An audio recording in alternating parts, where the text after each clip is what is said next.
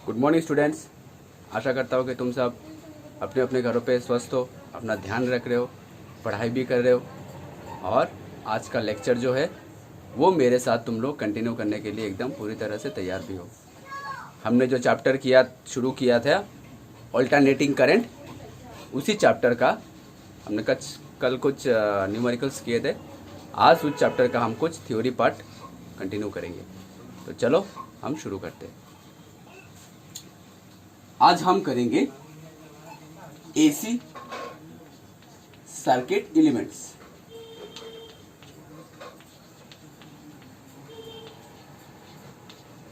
AC circuit elements, ठीक है। अभी सर्किट एलिमेंट्स क्या है?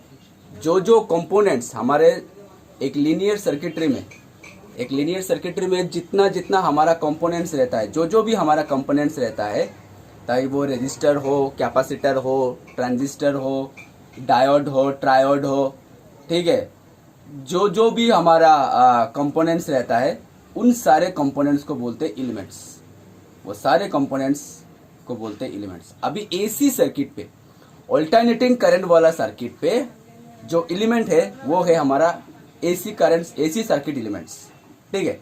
अब एसी सर्किट पे कौन कौन से कंपोनेंट्स रहते हैं, कौन कौन से कंपोनेंट के साथ हम इस चैप्टर पे कंटिन्यू करेंगे, वो हम धीरे धीरे देखेंगे।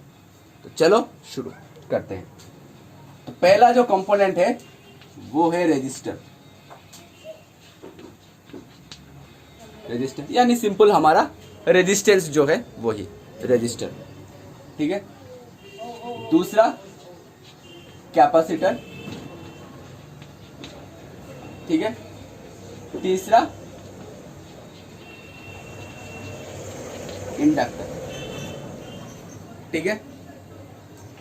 Resistor denoted by R, capacitor का कैपेसिटेंस है सी और इंडक्टर का इंडक्टेंस है हमारा एल, ठीक है। Resistor R, capacitor C, inductor L, L C R या R L C circuit. AC circuit कौन कौन सी एलिमेंट है? पहला एलिमेंट है हमारा रेजिस्टर, दूसरा एलिमेंट है हमारा कैपेसिटर और तीसरा एलिमेंट है हमारा इंडक्टर, ठीक है। पहले ये उतार लो कॉपी पे।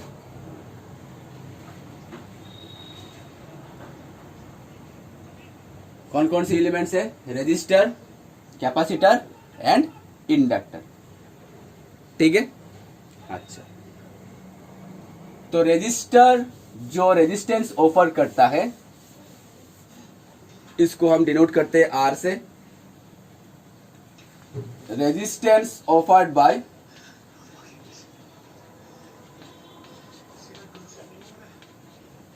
Resistance offered by resistor, resistance offered by resistor denoted bye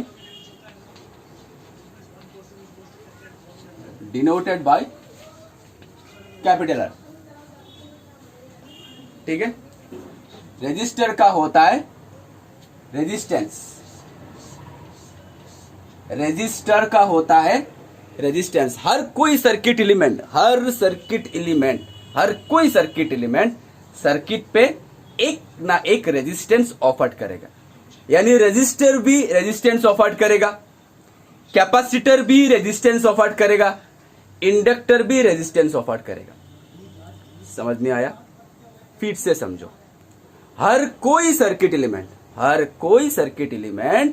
circuit पे रेजिस्टेंस ऑफर करता है।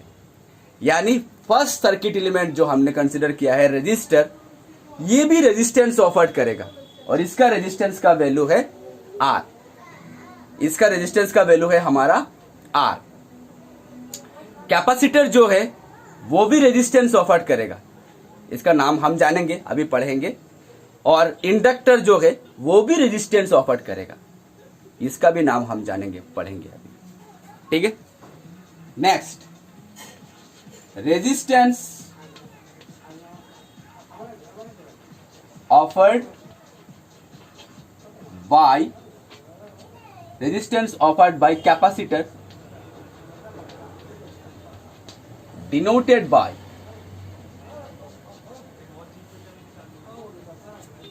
एक्स सी, इसको हम एक्स सी से डिनोट करते हैं, ठीक है।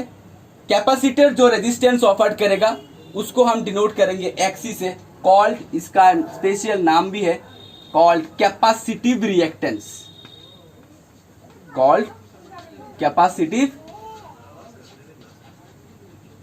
रिएक्टेंस। मैं अंडरलाइन करके देता हूं, ठीक है। कैपेसिटर जो रेजिस्टेंस ऑफर करेगा उसका नाम है कैपेसिटिव रिएक्टेंस, और इसको हम डिनोटेड करेंगे एक्स सी से, ठीक है। कैपेसिटर जो रेजिस्टेंस ऑफर करेगा, कैपेसिटर जो रेजिस्टेंस ऑफर करेगा उसका नाम है हमारा capacitive reactance, capacitive reactance denoted by X C, ठीक है। And the third one, resistance offered by inductor denoted by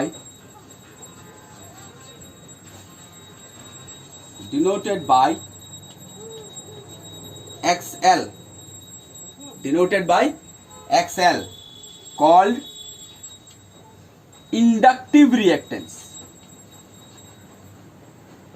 called inductive reactance। मैं अंडरलाइन करके दे रहा हूं। इंडक्टर जो रेजिस्टेंस ऑफर करेगा, इंडक्टर जो रेजिस्टेंस ऑफर करेगा उसको हम XL से डिनोट करेंगे, और उसका एक स्पेसिफिक नाम भी है जिसका नाम है हमारा इंडक्टिव रिएक्टेंस, ठीक है। इंडक्टर जो रेजिस्टेंस ऑफर करेगा उसको हम XL से डिनोट करेंगे जिसका नाम है इंडक्टिव रिएक्टेंस। रेजिस्टर जो रेजिस्टेंस ऑफर करेगा इसका नाम है रेजिस्टेंस, रेजिस्टर जो रेजिस्टेंस ऑफर करेगा इसका नाम है resistance denoted by R। Capacitor जो रेजिस्टेंस ऑफर करेगा उसका नाम है कैपेसिटिव रिएक्टेंस जिसको हम XC से डिनोट करेंगे। और इंडक्टर जो रेजिस्टेंस ऑफर करेगा, इंडक्टर जो रेजिस्टेंस ऑफर करेगा उसका नाम है इंडक्टिव रिएक्टेंस, इसको हम XL से डिनोट करेंगे। समझ में आया? उतार लो ये कॉपी पे।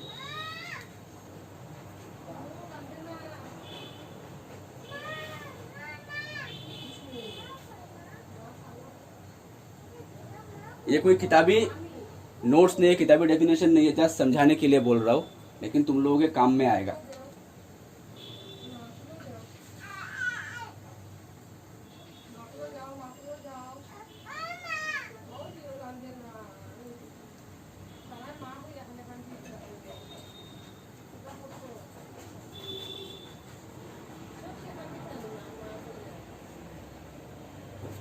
उतार लिया?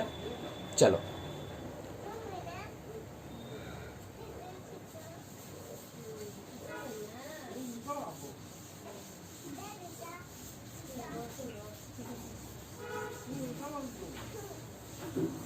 एक नोट हम लिखते हैं। Note, register resistance, register resistance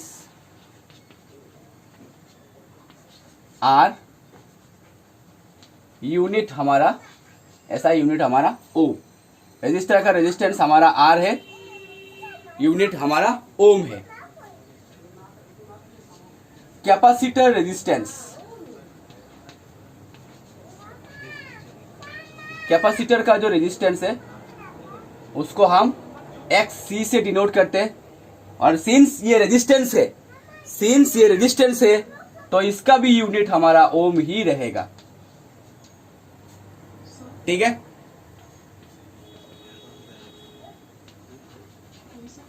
inductor resistance जिसको हम XL से डिनोट करते हैं और इसका भी यूनिट हमारा ओम ही रहेगा, ठीक है। स्पेशल नोट, स्पेशल नोट पे गौर करने वाली जो बात है, मैं स्टार मार के दे रहा हूं, गौर करने वाली जो बात है, एक्स सी जो है इसको हम X C equals to 1/ωc, X C equals to हम लिख सकते हैं 1/ωc। Omega is the angular frequency, omega is the angular frequency and C is the capacitance. C is the capacitance and XL equals to omega L, where L is the inductance.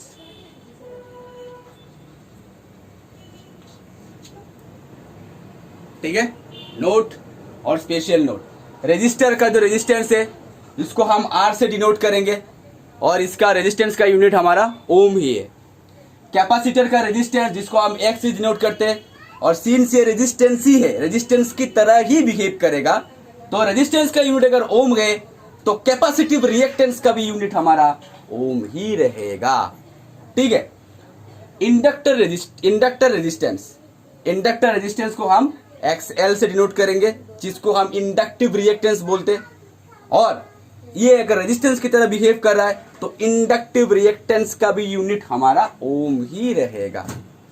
ठीक है, special note पे XC का value हम 1/ωc लिखते हैं, XC is equals to 1/ωc, और यार omega क्या है एंगुलर फ्रीक्वेंसी, C क्या है हमारा कैपेसिटेंस, और XL equals to omega L, omega तो हम जानते हैं एंगुलर फ्रीक्वेंसी, और L क्या है हमारा इंडक्टेंस। ठीक है, उतार लो ये कॉपी पे।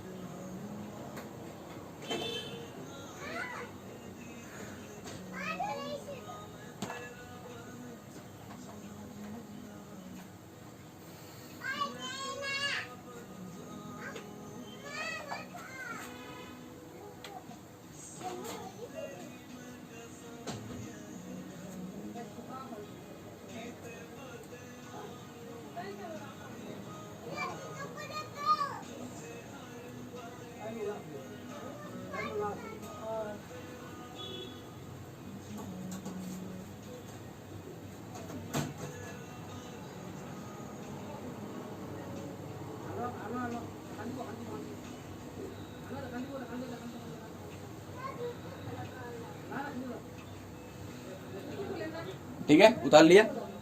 चलो अभी हम धीरे धीरे इन सर्किट एलिमेंट्स का हम धीरे धीरे आलोचना करेंगे। आलोचना तो चल ही रहा है, फर्दर और आलोचना करेंगे। हम अभी देखेंगे सर्किट कंटेनिंग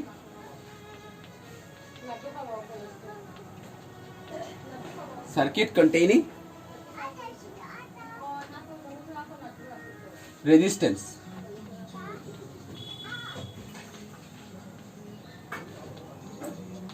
ठीक है, रेजिस्टेंस सिर्फ सर्किट पे सिर्फ हमारा रेजिस्टेंस रहेगा। ठीक है, एसी सर्किट पे सिर्फ हमारा रेजिस्टेंस रहेगा। तो एक एसी सर्किट हम ड्रॉ करते हैं जिसपे सिर्फ रेजिस्टेंस हो। यहां पे हम ईएमएफ और करंट का फेज रिलेशनशिप देखेंगे, ईएमएफ और करंट का फेज रिलेशनशिप हम देखेंगे। ये हमारा एसी वोल्टेज सोर्स है, इसको हम ओसिलेटर भी बोलते हैं कभी कभी। इसका सिंबल है हमारा ऐसे, इसका सिंबल हमारे ऐसे, इसको हम ओसिलेटर बोलते हैं। ये एसी सिग्नल सेंड करता है। ठीक है, ये है हमारा आर।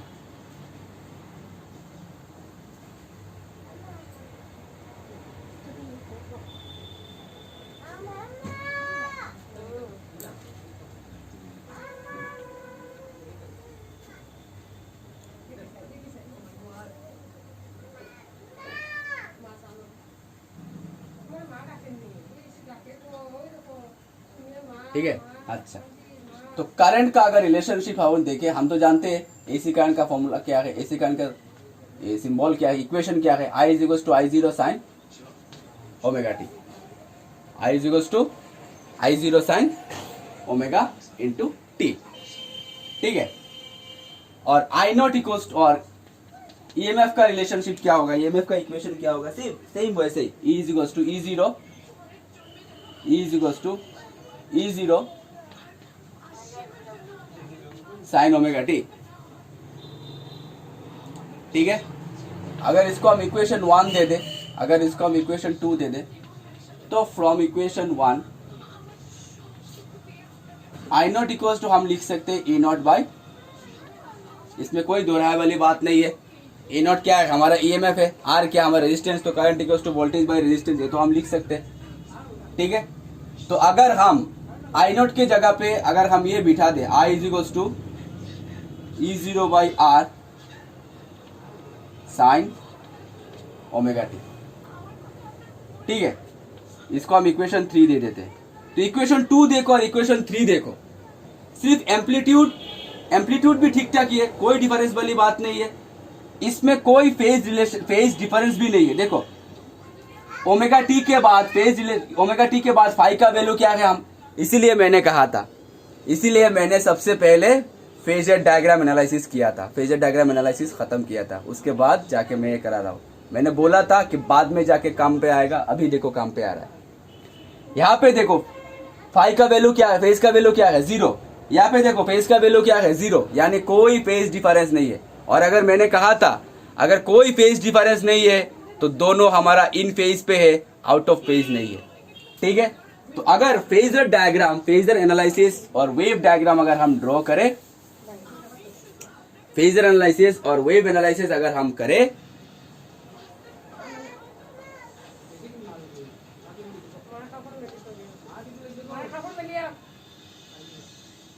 तो ये हो गया हमारा, सपोज ये वेव हमारा ई का पकड़ लेते हैं। ठीक है। और ये हमारा ये पकड़ लेते हैं हम आई। दूसरा एक कलर से दिखाता हूं, यानी दोनों वेव हमारा एक ही दिशा में चल रहा है, दोनों में कोई फेज डिफरेंस नहीं है, एक ही दिशा में चल रहा है। ठीक है। ठीक है। तो ये है हमारा t/2, ये है हमारा t0, ये है हमारा i का इक्वेशन, i का वेव, और ये है हमारा e का वेव। ठीक है। और अगर फेजर एनालिसिस अगर हम देखें, फेजर एनालिसिस अगर हम देखें, इधर में तो हमारा वोल्टेज और इधर में हमारा ओमेगा टी रहेगा, इधर में वोल्टेज भी है, इधर पे करंट भी है, इधर पे हमारा वोल्टेज भी है, इधर पे हमारा एक ही फेज पे है, तो वोल्टेज और करंट एक ही दिशा पे है, और इधर पे हमारा एंगुलर वेरिएशन ओमेगा टी। तो अगर हम फेजर एनालिसिस अगर हम देखें, फेजर डायग्राम अगर हम देखें, फेजर डायग्राम अगर हम देखें, तो फेजर डायग्राम पे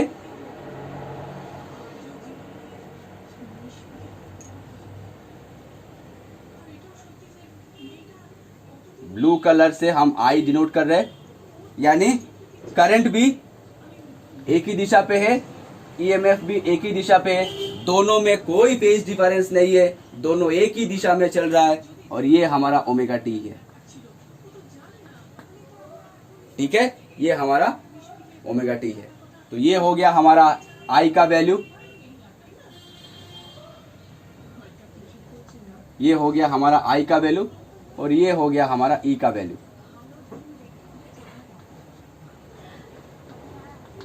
ये हो गया हमारा ई का वैल्यू। ठीक है। दोनों का कोई फेज डिफरेंस नहीं है, दोनों एक ही दिशा में चल रहा है, एक ही दिशा में दोनों चल रहे हैं, दोनों का कोई फेज डिफरेंस नहीं है। ठीक है। आई नॉट बी करंट और ईएमएफ दोनों हमारा एक ही दिशा में चल रहा है इन सर्किट कंटेनिंग रेजिस्टेंस। तो फिर एनालिसिस अगर हम देखें, तो क्या एनालिसिस हमने किया, क्या एनालिसिस हमने किया, if AC circuit contains, if AC circuit contains only resistance, if AC circuit contains only resistance, ये हम एनालिसिस कर रहे हैं, if AC circuit contains only resistance, then there is no phase difference between, there is no phase difference between there is no phase difference between current and EMF. ठीक है, अगर AC circuit अगर सिर्फ और सिर्फ रेजिस्टेंस रहा, AC circuit पे अगर सिर्फ और सिर्फ रेजिस्टेंस रहा, तो इन दोनों में, दोनों कौन कौन, करंट और वोल्टेज, इन दोनों में कोई फेज डिफरेंस नहीं है, दोनों एक ही दिशा में चलेंगे, दोनों में कोई एंगल डिफरेंस नहीं है, फेज मींस तो एंगल, दोनों में कोई एंगल डिफरेंस नहीं है, दोनों एक ही एंगल पे चलेंगे। ये देखो दोनों एक ही angle theta is equal to omega T से चल रहा है। ये हो गया हमारा फेजर डायग्राम, ये हो गया हमारा वेव डायग्राम। ठीक है, एम्पलीट्यूड बड़ा छोटा हो सकता है, एम्पलीट्यूड बड़ा छोटा हो सकता है, लेकिन दोनों में कोई डिफरेंस नहीं है, दोनों का एंगल पे कोई डिफरेंस नहीं है। उतार लो ये कॉपी पे फटाफट।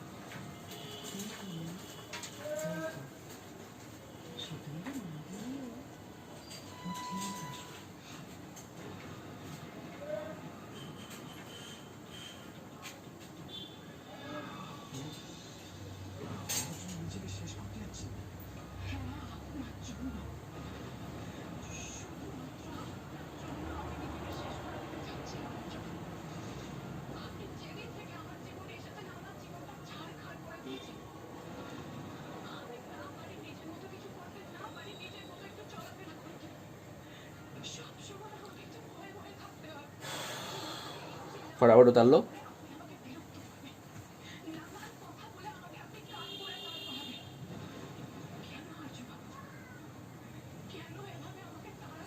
ठीक है, चलो नेक्स्ट हम देखते हैं सर्किट कंटेनिंग इंडक्टर या फिर इंडक्टेंस। उस पे हम वोल्टेज और करंट का रिलेशनशिप देखेंगे, फेजर डायग्राम देखेंगे, वेव डायग्राम देखेंगे, पहले की तरह, रेजिस्टेंस की तरह। सर्किट कंटेनिंग इंडक्टेंस यानी ये हो गया हमारा इंडक्टर, ये हो गया हमारा एसी वोल्टेज सोर्स। ठीक है, इंडक्टर इंडक्टेंस एल, इंडक्टर इंडक्टेंस एल। तो हम तो जानते हैं I is equals to I0 sine omega t और E is equals to E0 sine omega T. ठीक है, तो इसको हम इक्वेशन नंबर 1 दे देते हैं, इसको हम इक्वेशन नंबर 2 दे देते हैं। ठीक है, अभी इलेक्ट्रोमैग्नेटिक इंडक्शन का जो हमने सेल्फ इंडक्शन किया था, सेल्फ इंडक्शन का कॉन्सेप्ट हम उठाते हैं, और सेल्फ इंडक्शन के कॉन्सेप्ट से हम जानते हैं कि E is equals to L di by d t. ये तो हम जानते हैं, E is equals to L di by d t, ये तो हम जानते हैं। L क्या है? Mutual induction, coefficient of mutual induction by inductance भी हम बोलते हैं, L di by d t. तो इसको हम इक्वेशन नंबर 3 दे दें। Now from equation 2 and 3 L di by d T is equals to हो गया हमारा E0 साइन ओमेगा टी। तो d I is equals to हो गया E0 by L sine omega t d t. Simple mathematics, E0 by L d I equals to हो गया dt से हमने क्रॉस मल्टीप्लिकेशन कर दिया साइन ओमेगा टी dt। तो अभी I इक्वल्स टू हो गया integration d I limit from 0 to I, E0 constant, L भी कांस्टेंट, इंटीग्रेशन के बाहर integration sine omega t dt limit from 0 to t, या फिर लिमिट ना बैठाने भी चलेगा, लिमिट ना बैठाओ तो चलेगा। इधर काम करते, इधर भी लिमिट नहीं बिठाते। ठीक है, तो E0 बाई एल कांस्टेंट है। इंटीग्रेशन साइन क्या है? इंटीग्रेशन साइन है हमारा कॉस, इंटीग्रेशन साइन है हमारा कॉस। सो हो गया हमारा ओमेगा नहीं, cos omega T divided by omega. ये हो गया हमारा integration sine omega T. Integration sine M X D X, integration sine M X D X का फॉर्मूला है cos M X divided by M. तो integration sine M X D X का formula है cos M X divided by M. ठीक है, अच्छा तो अभी हम एक काम करते हैं, इसको थोड़ा सा मॉडिफिकेशन करते हैं। I is equals to E zero by omega into L into cos omega T. तो कॉस ओमेगा टी है ना, तो कॉस ओमेगा टी को हम लिखते हैं sign omega T minus pi by to. Sign omega T minus pi by to, pi by to minus omega T भी लिख सकते। तो साइन हमने लिखा sign omega T minus pi by to. तो इंप्लाइज आई इक्वल्स टू हो गया E zero, और ओमेगा एल क्या है, थोड़ी देर पहले हमने पढ़ा था। ओमेगा एल क्या है, ओमेगा एल है एक्सएल यानी इंडक्टिव रिएक्टेंस। ठीक है, एक्सएल क्या है, ओमेगा एल क्या है, XL inductive reactance XL into sine omega T minus pi by to. अभी देखो इंडक्टिव रिएक्टेंस ये भी एक रेजिस्टेंस ही है, इंडक्टिव रिएक्टेंस ये भी एक रेजिस्टेंस ही है, रेजिस्टेंस की तरह ही है। ठीक है, तो वोल्टेज बाय रेजिस्टेंस क्या हो गया, वोल्टेज बाय रेजिस्टेंस हो गया करंट, यानी आई इक्वल्स टू हो गया I zero sine omega T minus pi by two. इसको हम इक्वेशन नंबर 4 दे देते हैं। अभी गौर से देखो इक्वेशन 2 को, अभी गौर से देखो इक्वेशन 4 को, कुछ डिफरेंस आ रहा है। देखो यहाँ पे है साइन ओमेगा टी और यहाँ पे है माइनस पाई बाई टू, यहाँ पे है माइनस पाई बाई टू, यहाँ पे साइन ओमेगा टी, यहाँ पे माइनस पाई बाई टू, यानी ये जो करंट है वो ईएमएफ से 90 डिग्री पीछे चल रहा है, लैगिंग। इसीलिए मैंने फेजर एनालिसिस किया था, फेजर एनालिसिस कराया था। ये जो करंट है, ये जो करंट है, किसका current, inductive inductance circuit containing inductance, इस सर्किट कंटेनिंग इंडक्टेंस, जिसके वजह से करंट जो हमने निकाला, ये करंट इस ईएमएफ से 90 डिग्री पीछे चल रहा है, 90 डिग्री पीछे चल रहा है, 90 डिग्री लैगिंग हो रहा है, यानी वोल्टेज करंट को 90 डिग्री पीछे धकेल रहा है, यानी वोल्टेज करंट को 90 डिग्री पीछे धकेल रहा है। ठीक है, फेज डिफरेंस कितना है हमारा, माइनस पाई बाई टू, तो माइनस पाई बाई टू हो गया, यानी ये हमारा 90 डिग्री पीछे चल रहा है। ठीक है, ईएमएफ वोल्टेज को 90 डिग्री पीछे धकेल रहा है। उल्टा भी बोल सकते हैं कि ईएमएफ करंट से 90 डिग्री आगे चल रहा है। करंट ईएमएफ से 90 डिग्री पीछे, करंट ईएमएफ से 90 डिग्री पीछे चल रहा है। उल्टा अगर बोले तो ईएमएफ करंट से 90 डिग्री आगे चल रहा है। ठीक है, यहां तक उतार लो, फिर हम फेजर डायग्राम ड्रॉ करेंगे, फेजर डायग्राम और वेव डायग्राम ड्रॉ करेंगे।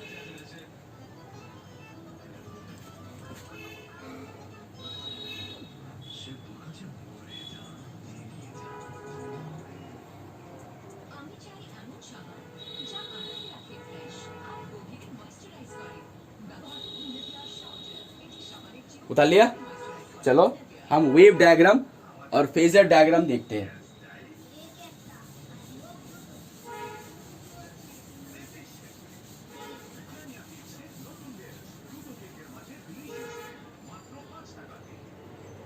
वेव डायग्राम अगर हम देखें,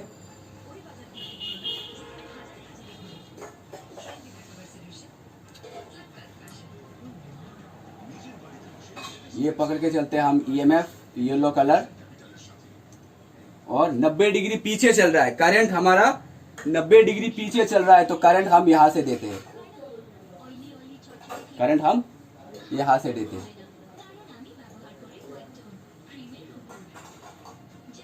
ये हमारा 90 डिग्री पीछे चल रहा है। ठीक है, ईएमएफ हमारा 90 डिग्री पीछे चल रहा है, तो ये हमारा हो गया ईएमएफ, येलो वाला ईएमएफ और ब्लू वाला हमारा करंट आई। ठीक है, करंट ईएमएफ से 90 डिग्री पीछे चल रहा है। वेव डायग्राम तो समझ में आया, इधर से हमारा ई एंड आई और इधर से ओमेगा टी। और फेजर डायग्राम अगर हम देखें,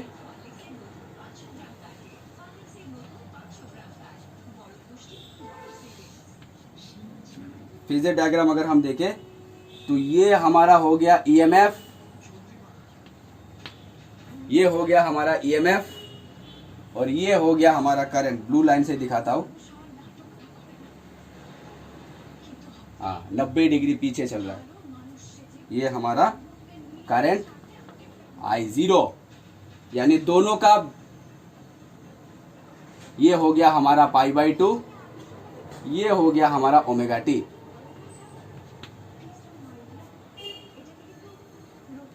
ठीक है, ये हो गया हमारा omega t. X axis Y O Y dash. ठीक है, ये हो गया हमारा ईएमएफ का ई का वैल्यू, और ये हो गया हमारा आई का वैल्यू, यानी करंट ईएमएफ से 90 डिग्री पीछे चल रहा है। उतार लो फटाफट कॉपी पे।